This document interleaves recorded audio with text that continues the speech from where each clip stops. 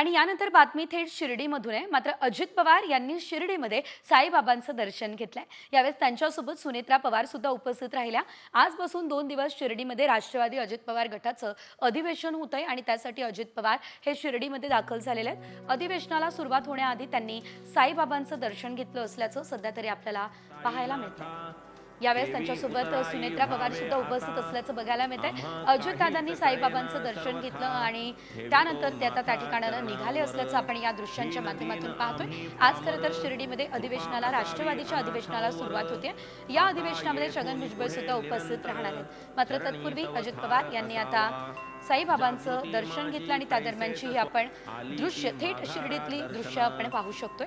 सुनेत्रा पवार सुद्धा अजित पवार यांच्यासोबत उपस्थित आहेत। काय संतांची नवल करणी मग ती दोघे जोडून पाणी करती विनवणी ती परिसा